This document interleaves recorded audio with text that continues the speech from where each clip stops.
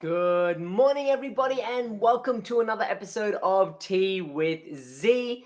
My name is Zimo Solanki, and it's an absolute pleasure to be joining each and every one of you again this morning. And if you haven't done so already, go and grab your tea, your cuppa, your coffee, your juice, whatever it might be, because we're about to jump into today's episode.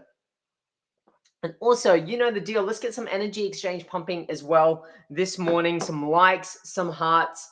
Let's get this energy exchange happening. And feel free to drop a comment in the comment section below because, as you know, we love to drive interaction here. And interaction is about driving conversation. And the way in which we converse is through the chat box below. So definitely jump on, even say hi. But if you are watching a replay, do the same as well, because that's what we're all about here.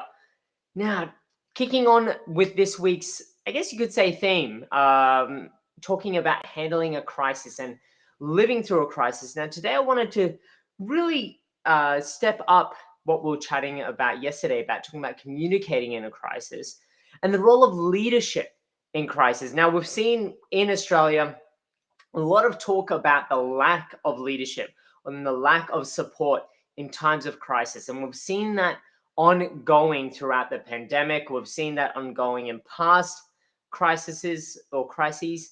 We've seen that play out right now on the eastern coast of Australia, where we've seen our leaders getting really questioned as to their ability to offer support, to empathize, to understand what is actually happening at a grassroots level. Now, this is where the role of a healthpreneur comes in.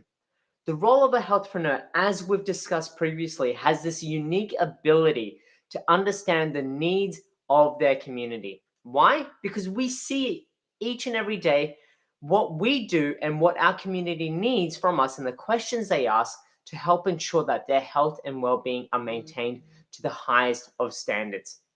And so when you think about that, when you think about the opportunity that you as a healthpreneur have in playing a leadership role within your community, it's extremely profound. It's extremely profound because we have this opportunity to really connect with our community, to understand what's happening, and then to relay it back to maybe other powers within our community as well.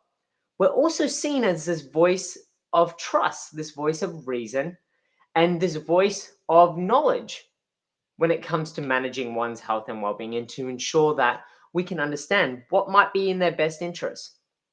Take, for example, your local healthcare practitioner. Every time that you go and see them, you're seeing them about an ailment or about maintaining your health and well-being. And in times of crisis, that is even more important. So as a healthpreneur, when we look at the opportunity that we have to step up, to lead others, to communicate effectively with others, and to show support and to empathize with what's going on, we have a unique position to do that. But we've got to embrace it. We've got to embrace that as the role that we have. We're naturally seen as leaders within our community. As healthpreneurs, we're naturally seen as leaders in community, particularly those that invest the time, effort, and energy and resources in their community beyond their own four walls. So beyond whether it's their medical practice, their pharmacy, their physio, whatever it might be, beyond their four walls. It might even be the accounting firm.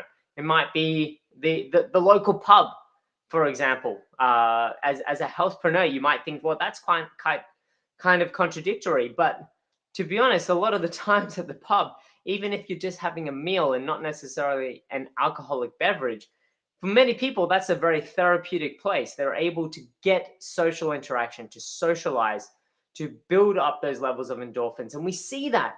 We've seen the result of isolation during the pandemic and what the actual mental health impacts have been. So not just to say that as a healthpreneur, you're running a health business, you could be running any health business and be seen as a leader within your community. But in times of crisis, this is where people and the community, your team, all look towards you for guidance, for support, and for your knowledge as to how to handle a crisis. Now, stepping into the world of your team and thinking about the sense that it doesn't have to be a nationally recognized disaster. It could be that we're facing a challenge within our business. We're facing cash flow constraints. We're facing financial difficulties. We're facing supplier difficulties, given all of the supply networks and infrastructures that are going on at the moment. It could be anything. Could be any form of crisis. Our team looks towards their leaders for guidance and support. And if we don't step up, then they separate. They then naturally reclude. They go, well, you know what? If I'm not being led, well, then either it's not important enough, or I need to find another form of leadership to actually help guide me through this. And that other form of leadership might be not even within your business. They might up and go because they're not getting the leadership that they need. And this is what we see in the political world. We see in the political world when leaders in our political world aren't seen to be supportive, empathetic enough, or understanding of what the community needs. Well, people up and go. People up and go when they go to another party. They throw support behind another party. And there's nothing different when you look at the team. There's nothing different when you look at the ability of our community, our team, our family, our friends even, when we're in times of crisis and if we're not stepping up in the role of a leader. And so when you think about that and the opportunity that you have right now, the opportunity to step up, to provide people with other elements that they require, such as certainty, safety, security, whatever it might be as these essential human needs, you as a leader have the ability, just even through your words and your actions, have the ability to provide that. And so when we look at leadership right now, when we look at leadership and the opportunity that you have, well, you can either step into it or you can shy away from it. But if you shy away from it, know that people need leadership and they will find it in others then. If it's not you, they will find it in others. And as a result, they will follow those leaders. And you might find yourself somewhat isolated, or you might find yourself then needing some leadership and taking that step down. So how do we manage this? How do we manage this? And how do we step up into this role? Well, one, it's about being really open and honest. It's about being open and honest about things that we know how to handle and things that we don't. And if we don't know how to handle it, then use the resources around you to help to handle the situation. Put your hand up and say, you know what? I don't know how to handle this situation right now, but I can find resources and people that this is where they've walked in those shoes before. They have a level of expertise. They have the knowledge to help empower you and your team and your community. So know what you do know and know what you don't know. And by knowing what you don't know, you can then go find out who does know that and to help guide you. Like I mentioned, open and honest communication, but also putting up your hand if things stuff up, and recognize that maybe things stuffing up aren't a bad thing. We all make mistakes. We all make mistakes. It's part of being human. We can't wait for perfection when it comes in the world of leadership, because at the end of the day, we need to progress. We need to progress.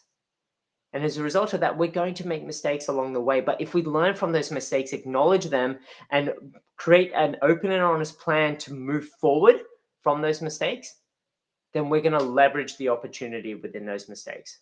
So one is we want to really recognize what we do and what we don't know. Secondly, we want to own the mistakes along the way and learn from them. And third, be your authentic self. Be your authentic self. That's the person that people have come to know. That's the persona that people have come to know. And as a result of that, being your authentic self helps maintain that connection within your community, within your team, and within those around you.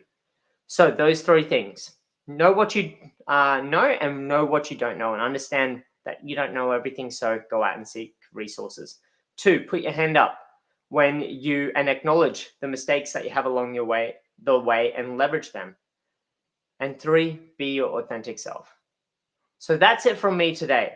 Food for thought, like always. And if you haven't yet joined the Limitless Network, tomorrow we have an episode exclusively in the Limitless Network. So be sure to head on to that link below and join. I'd love to have you there. And it's awesome to keep growing that community as well. So that's it from me today. Have an absolutely incredible day and stay safe, stay well. And I look forward to catching up with you exclusively in the Limitless Network tomorrow. Bye for now.